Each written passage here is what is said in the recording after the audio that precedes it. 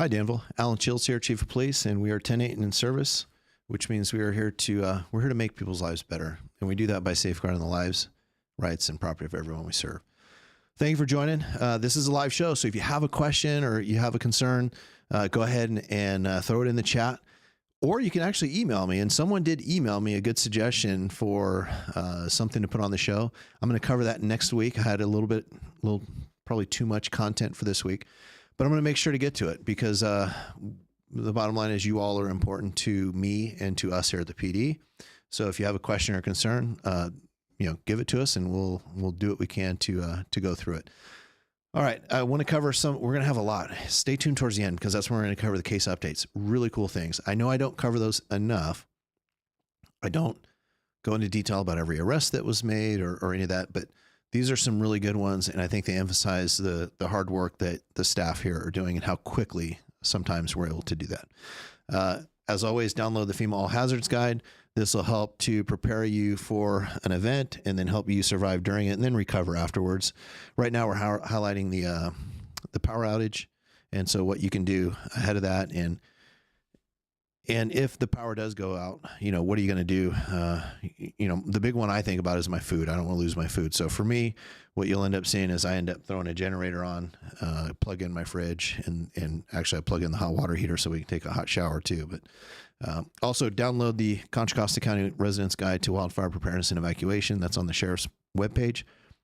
Also, really, really important, download the community warning system or not download, but sign up for. It's an opt-in system, and you really want to make sure that you're covered for the areas that you want to be covered and the devices that you want to use. So if you have multiple devices, you want to register each one of those in each location. On the wildfire guide, you'll see that there's some really good tips on getting prepared for a wildfire. A lot of it is about prevention, making sure that it doesn't hit your house. Another good resource for disaster preparedness information is the PG&E website. You go there, really good interactive website. I would really encourage you, if you haven't gone, click the link in the description and check it out. There's a lot of really, really good information there. All right, so we're going to cover the crime. We were gone for 2 weeks, right? So usually we do this show every week. So I'm going to cover 2 weeks worth of crime. Because there was so much, I actually split it. And the way I split it this time was we'll cover traffic in one slide. I'm going to cover a crime in about 4 slides. But I'm splitting it instead of just doing it in chronological order. I'm going to show you where all the burglaries were, where all the thefts were in that. So you can kind of see what the patterns look like. And pay attention because there's going to be a name that pops up a couple of times when we do our case updates too. All right, so let's look. We go to communitycrimemap.com, and I'm going to apologize. There was an outage for about 2 weeks while the system was down. Our tech services folks up in Martinez did a great job of working with the vendor to get that fixed. So it is up and running, so you can download and view your area. You can set up alerts, and you can also view the Megan's Law offender registry information there as well. So October 9th through the 22nd, for 2 weeks, only having 3 accidents is absolutely incredible. And that's kudos to all of you. I mean, you all are doing a great job as far as not hitting things. And one of the ones I want to highlight is the one that happened on the 14th in the Costco parking lot. So on the 10th, we had a non-injury hit and run, and that was on the 100 block of East Prospect. On the 14th, we had a non-injury collision in Costco that was originally reported as a hit and run, but we were able to track down the owner and show them that there was damage and that there was a collision. They exchanged information. And then on the 18th, we had a non-injury collision on Verona and Love. It's not uncommon for us to see these collisions that occur in parking lots and they end up being hit and runs. And they're those little fender scrapes. And I've seen it on video where as the person pulls in, you could tell there's no disruption of the vehicles. The fenders deform a little bit and you get the paint transfer. So you have damage. It is a collision, but the person didn't realize they did it. And so that does happen more often than you would think. I don't want to say it's an everyday thing, but it does happen more often than I used to think, for sure. All right, so like I said, we're going to go through the part 1 crimes. That's homicide, rape, robbery, aggravated assault, burglary, theft, and vehicle theft. Here's the great thing. 2 weeks, no violent crime.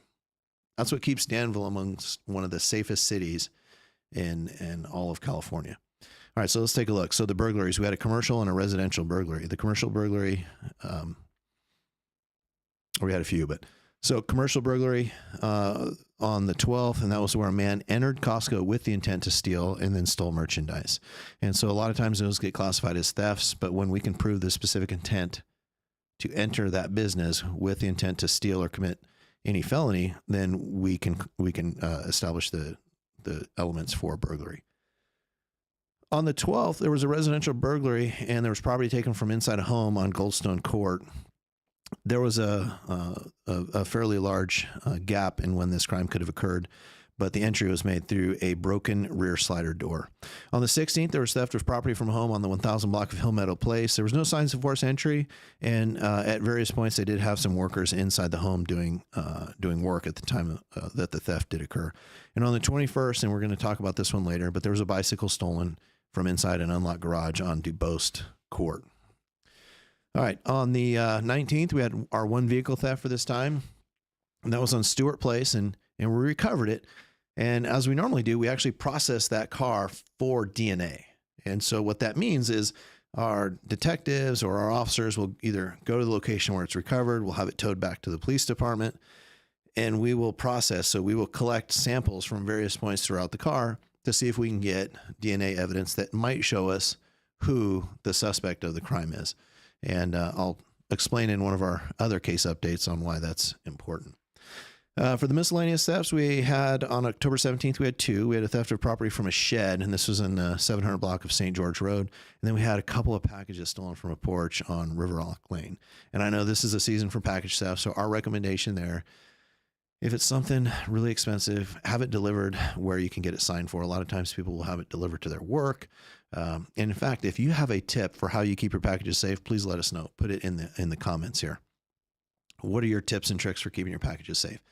I know in my house, I have a small kind of courtyard wall and a little walkway that enters. So I'm just fortunate that our delivery people tend to put the packages where if you're driving or walking by, you can't actually even see the packages. So a lot of times what people will do is they may put a fixture or an item near their front door where they can use to conceal packages so people can put packages behind, and they'll just leave a little note, delivery drivers, please put packages here or behind this wall. And that usually tends to help. I wish all the bad guys would watch this show, because I would tell them, just like I'm telling all of you, that we actually have our bait package out there, which is a package that looks like a box, not this one, but it's a box. And what we do is we slip what looks like really a cell phone in there. It's a GPS tracking device. And if it gets stolen, moved, anything, we track it down. Unfortunately, we haven't had someone steal our package yet. We have had them steal our bikes from time to time that we put those trackers on, but we haven't had them steal our package. And that's what we're looking for there. So you did have the packages on that one. On the 9th through the 22nd, we had some catalytic converter thefts, and we had thefts from vehicles. On the 10th, we had one that was, and these are both on the catalytic converters, both on Toyota Priuses. And that is, I'll say that's well over 90% of our catalytic converters have been taken from Toyota Priuses in town. One was on Hardister Place on the 10th, and the other was on Waterman Circle on the 15th. Now, thefts from vehicles, these are either from unlocked cars or from locked vehicles. On the 12th, we had property stolen from an unlocked car in Old Farm Court. We also had it on the 12th on the 600 block of Morning Home Road, and then more property was taken from a vehicle on Kendall Lane. It says unlocked vehicle. That vehicle was actually locked, but the property was visible from the outside. All right, for shoplifting, we had 4 incidents of shoplifting. We had some you're going to see a little bit of a theme here, a shoplifting at Bevmo on the 10th. On the 14th, we had a shoplifting from Chevron, and that was for beer. On the 17th, we actually had an arrest of a man for stealing from Taco Bell on Front Street, and he was also drunk in public, so we went for that charge as well. On the 19th, we arrested a man for shoplifting from Chevron on Harts, violating a restraining order, and resisting the officer's arrest. So that is all of our Part 1 crime for the week. Or for 2 weeks. Quite a bit, but still just slightly above average for total crime reported for a 2-week period.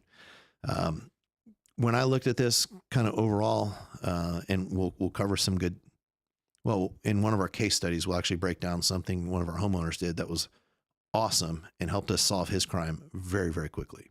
But let's take a look at our arrest log. As far as some of the crimes that we saw, the stuff being left in cars, when you leave property in cars, even like for me, I've done this before and it's not a good habit, but I've left my gym bag with my like dirty shirt in there, my cycling shoes and all that. And I've left it not on my back seat, but on the floorboard. And I should know better, right? I should know that just by putting it on the floorboard doesn't mean they can't see it. Maybe if you casually walk by, but remember, crooks, they're actually peeking into the windows and seeing what they can see. And the fact is, if you're putting it on the floorboard, if after you park, if they're surveilling in the parking lot and they see you kind of duck down and put something underneath your front seat, if it's worth you hiding, in other words, if it's worth you putting it on the floorboard, if it's worth you putting it under the seat, it is well worth that crook's time to bust the window and take it. So I have to catch myself and make sure, even if I'm running into Pete's to get a cup of coffee, I got to take my backpack with me and do all this stuff. So that's kind of the tips for that. We covered a couple of package tips real quick. I wanted to cover some car ones as well. So our arrest log, I'm actually going to cover kind of our general arrests, and then there was enough to where I broke out our DUI arrests on another slide, and then I'll do some case examples. And if you follow us on Facebook, you're probably going to be aware of a couple of them already because it got a lot of good attention on Facebook. But let's look at our arrest log. So for 2 weeks, on the 10th, we arrested a man for a warrant out of Santa Clara County. On the 17th, we arrested a man for mail theft and loitering with the intent to commit a crime. And that was the loitering with intent to commit a crime is an interesting one. There used to be, I think 60s, 70s, there was a crime just called loitering. It was simply being in a place without any specific purpose. That was deemed unconstitutional. People are free to stand on a corner, right? That it shouldn't be illegal. That is not what this is. This is loitering, and I don't usually go out with the probable cause on the show here, but understand that when we arrest someone for loitering with the intent to commit a crime, that means that the officer, when they were on scene, through interviews, through witness statements, maybe through cameras that you guys have on your homes, they're able to put together enough specific facts to show that that person had the intent to commit a crime. And so that's what that is. So understand, it's not simply saying, oh, you look like a criminal, therefore you're loitering and we're going to take you to jail. Officers do a great deal of work to establish the intent for that specific crime. All right. On the 17th, we talked about, that was the arrest of a man for stealing from Taco Bell on Front Street and for being drunk in public. On the 19th, we arrested a man for trespassing.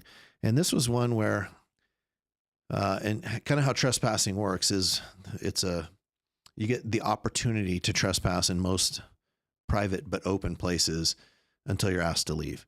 In this case, the person was asked to leave. He was ordered not to come back.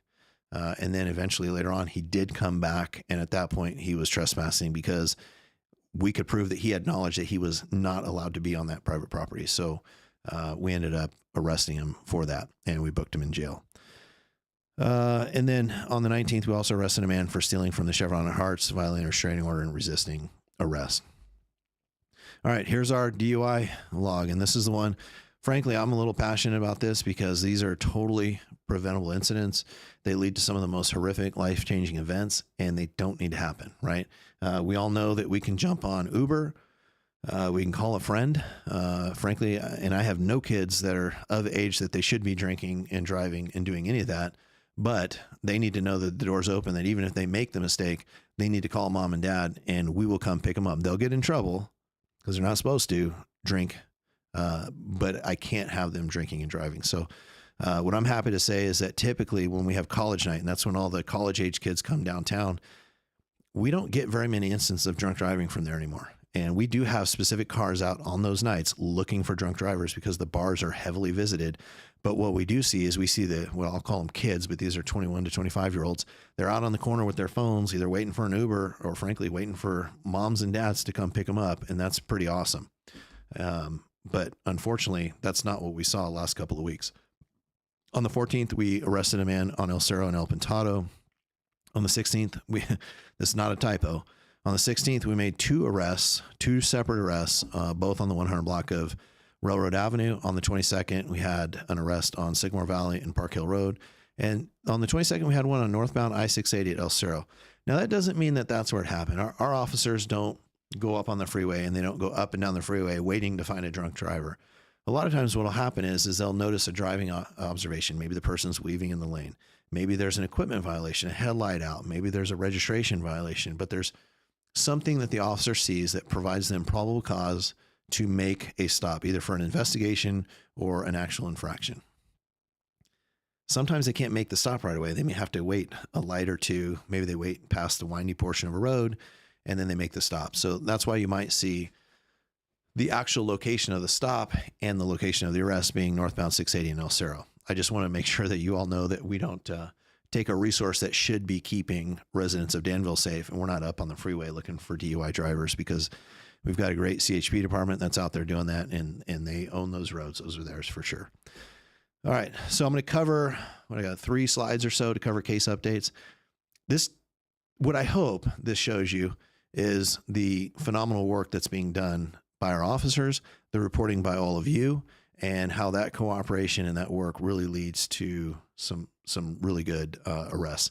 And what I hope, and sometimes it doesn't always work, but I hope it sends the message, do not come to Danville and commit crime, because we will aggressively work to exhaust all means to attempt to arrest you. All right. So on the 15th, this is interesting because it was 2 unrelated, but within about 2 hours of each other.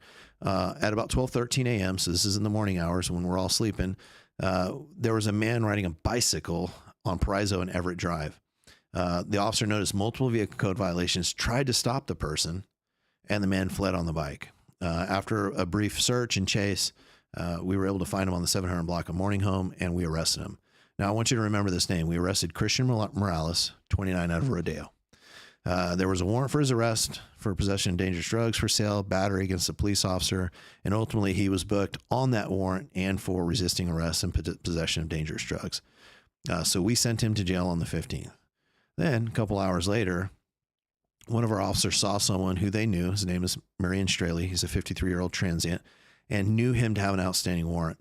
Ultimately, they ended up arresting him on the warrant for identity theft, grand theft, and forgery. And they arrested him over on Enterprise Drive in Dolphin. After the arrest, an incident to that arrest, they found he found him to be in possession of a controlled substance and some drug paraphernalia. He too was also booked in the Martinez jail for those drug violations. So that's the span of a couple hours, right? Everybody thinks Danville's the sleepy town, and we may be sleeping as residents, but your officers are out there at all hours of the night and day looking for the crime that they know may be occurring. Now, that kind of goes to, we've talked about traffic before. How do we know, I could send an officer right now down to Camino Ramon, the whole length of Camino Ramon, and pick a stop sign there, and they could write stop sign tickets all day long, right? All day long. But we get some accidents there, but not as many as we get downtown, not as many as we get on Camino Tasajera and some of the streets in that area. So although we could go and we could churn out a bunch of citations, is it effective meeting our mission? And if our mission is to make people's lives better, safeguarding lives, rights, and property, when it comes to traffic, we're simply trying to keep people from hurting themselves or other people while driving a car, a bicycle, or walking on the road. So what we do is we go to those areas and those times where we know violations are occurring. And frankly, we get a lot of help from all of you because you tell us they're speeding down the street. They're speeding over. Hey, no one ever stops at this stop sign. Pedestrians are around. And so we take our accident data, we take that, and that's how we go out and enforce. We use that same data-driven approach when it comes to enforcing crime. When is it most likely that you're going to have a catalytic converter stolen from your car? When is it most likely that you're going to have a theft from your vehicle that we just talked about? It's probably going to be at night.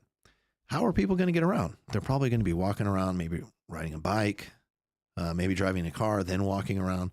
And so our officers know to look for people coming in, because most of our arrestees are frankly from out of town. We know to look for people that are coming in from out of town, 2, 3, 4 in the morning. So we know it's important for us. And I'm going to pick on my firemen only because, and I can only pick on them because I love them so much, right? But we don't do what the firemen do. We don't just sit in the station and wait for the alarm to go off. Our officers know that it's their job to be out on patrol and be looking for people wishing to do harm in Danville while all of you are sleeping. And I think that last example of what happened in just one night is a really good example of how officers go. Now, I'm certain at 12:13, when the officers made the first arrest, they could have, did this, said, hey, we did our thing for the day and we're done, but they kept after it. So just an excellent job, and I can't be more proud of the work they do. Now, remember when I talked about the crime that happened, I talked about the one stolen car, and I said we processed it for DNA. Well, what happens after that? Well, let me give you a good case example of what can happen. So back in January, over in Danville Oak Place, that's right off Danville Boulevard there, a vehicle was stolen. It was recovered. We processed it for DNA. That means we looked in those areas where DNA may be, processed it, and we sent it out to the lab. Crime analysis identified Carly Brooks, 26, out of Castro Valley, as the person who left their DNA inside this car. Investigators did a good job. They obtained an arrest warrant for her, interviewed her, did all of the follow-up that they needed to do, and they're going to be presenting that case to the DA's office.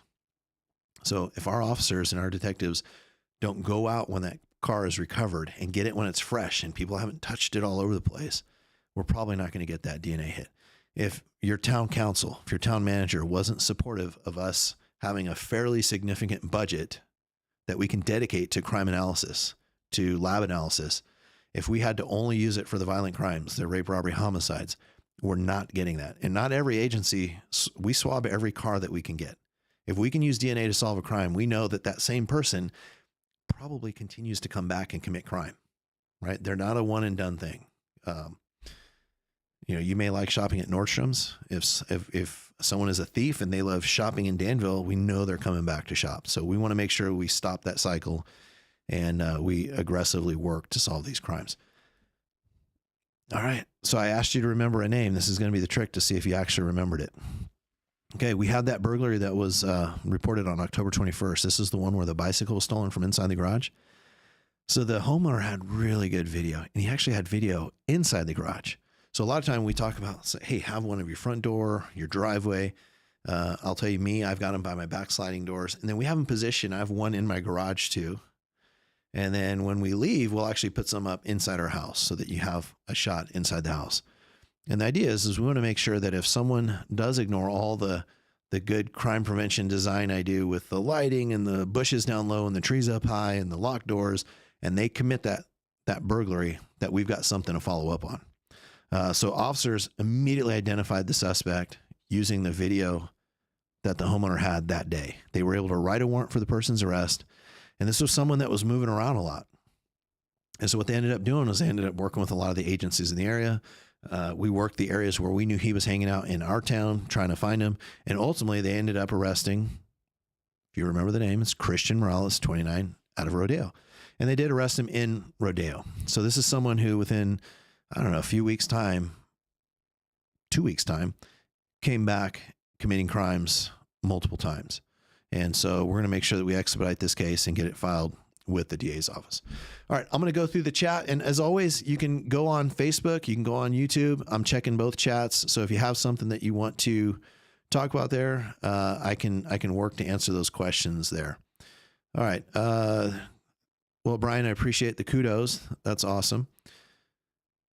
Vacaville Police Department. So Brian, I don't know if you work for Vacaville, but I'll tell you this, Vacaville Police Department has some of the best engagement. If you're on our channel here, what I would encourage you to do when you're done, just go to Vacaville PD, look at their Facebook page. That's the one I look at when I look at it. It is really good. The stuff that they're doing to keep the community of Vacaville safe and also let them know what they're doing is awesome. That is a very, very good, well-run police department. Love that place. Hats off to all the public safety dispatchers, 1, 2, and records clerk out there. Brian, that's a good point. Oftentimes we feature the work that the officer does. We feature the work that our detectives do. What you may not see is we've got a whole host of people in a support capacity that kind of keep the machine running.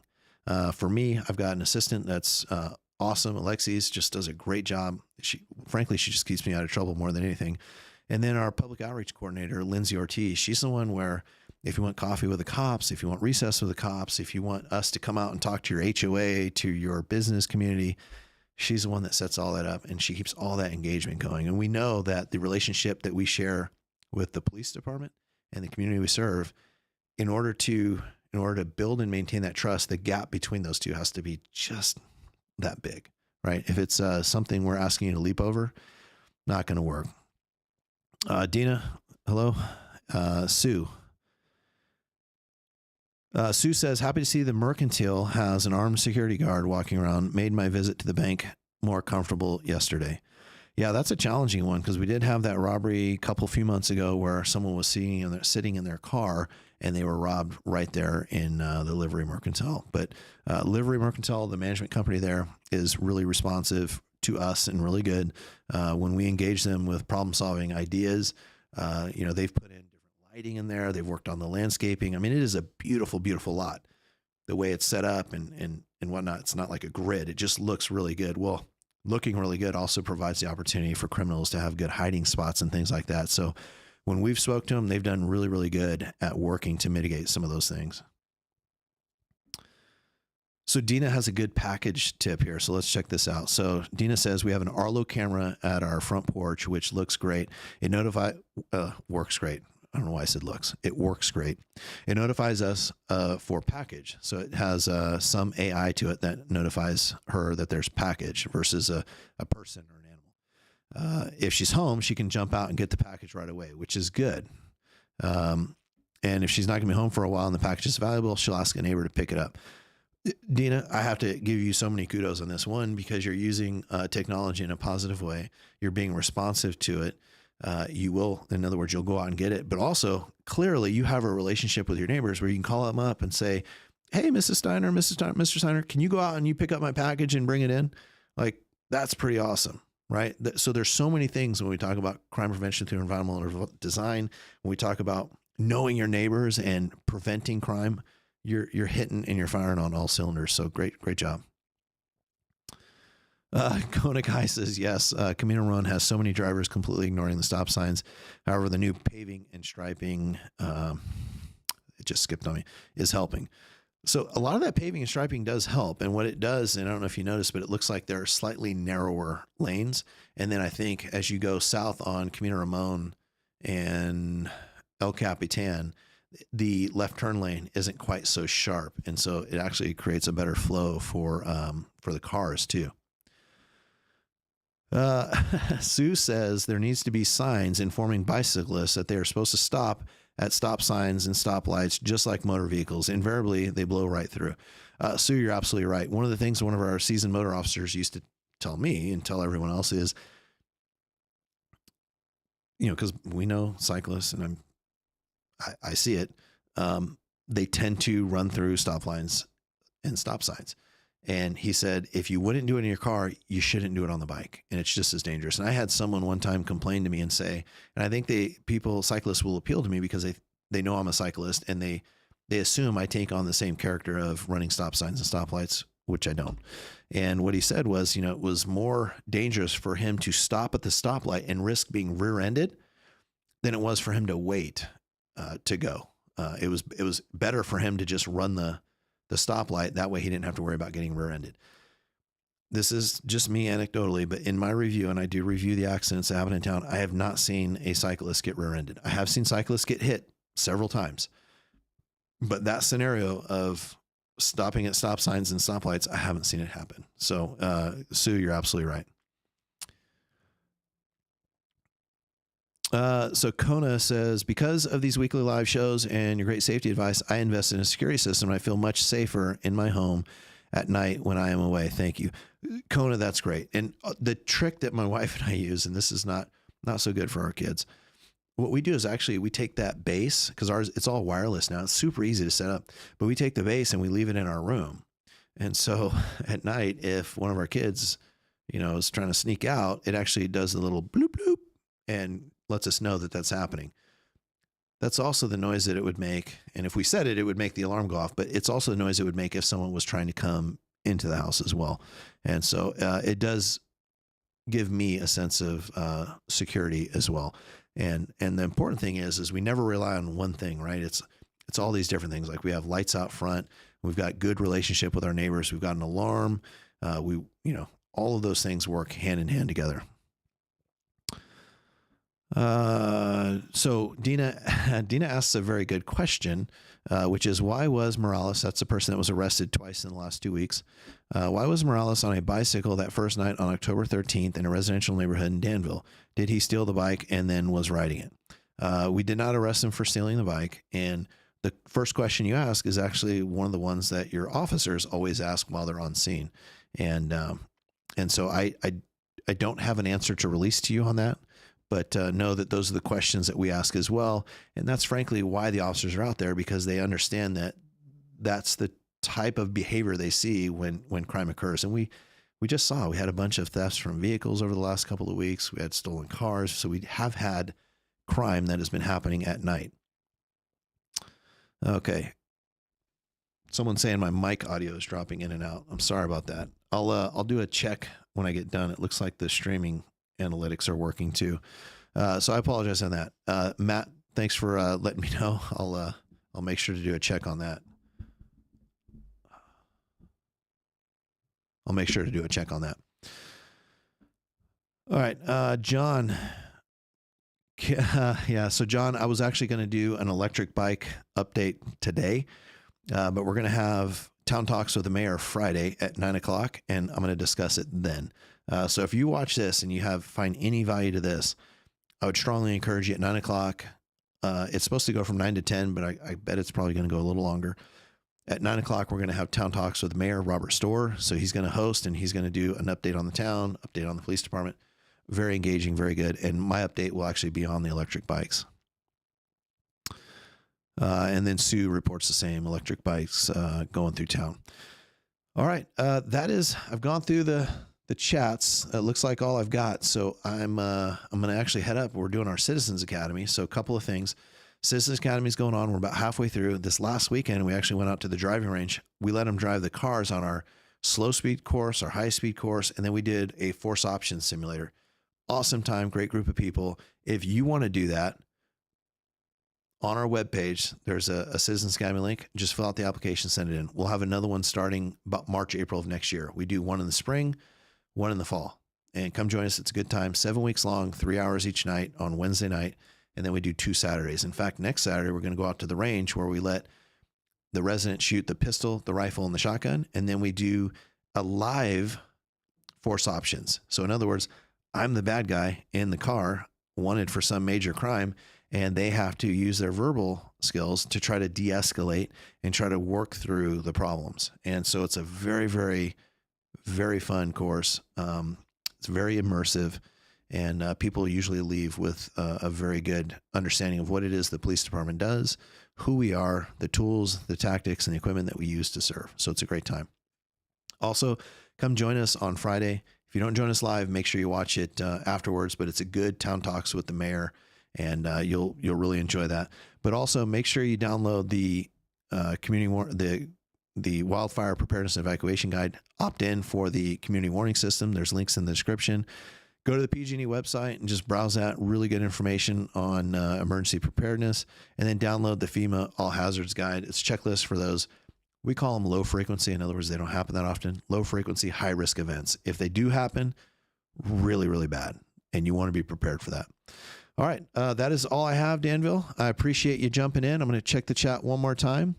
And Mark Silvera says the mic is working fine. So between Mark and Matt, I'm getting some good feedback. So appreciate, anytime there's a problem with the feed, I do want to know about it so we can fix it. It's important that we have good sound coming out to all of you. But, and then Sue said Nixle was great. Oh, that's a good point, Sue. So we did have that gas leak over on El Capitan and Crow. And if you look, it was interesting. So San Ramon put a Nixle out. We put a Nixle out, and we closed the road, part of it in San Ramon, part of it in Danville. And we even did a little shelter in place. So if you lived in that area and you didn't get one of those Nixles because you're not signed up, you didn't know there was a big significant gas leak in that area that had a pretty big impact on about a 300 to 400 foot radius.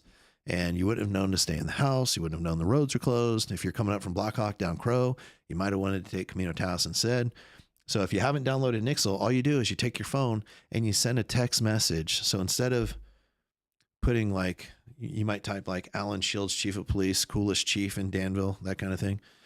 I know I'm the only chief, so it's not that funny. But you just put 888-777. So 888-777. And in the box where you would put, if you would put what the message is, hey chief, I'm having a great day, you would just put your zip code. So 94526, 94506, 94583 if you want to throw some San Ramon in there, 07 for Alamo. So as many of those in as you want, but one at a time. One, send. Put the second one in, send. And you'll be signed up for those Nixle alerts all the time. So it works out great. And it's how we're going to try to quickly get you the information. All right. And John, thank you again. I appreciate you joining us. If you want to help out, please, if you're on YouTube, smash the like, subscribe. Make sure you hit the little bell for notifications. And if you're on Facebook, make sure you give us a thumbs up. And then text this over to a friend and just say, hey, check it out. Look at all the good work your police department is doing to keep all of you safe. Danville, it's been great, but I'm going to go upstairs and join our folks live and in person at the Citizens Academy. We're 10-10, which means we're off duty, but we're always 10-8 in service to all of you. Have a good day, Danville.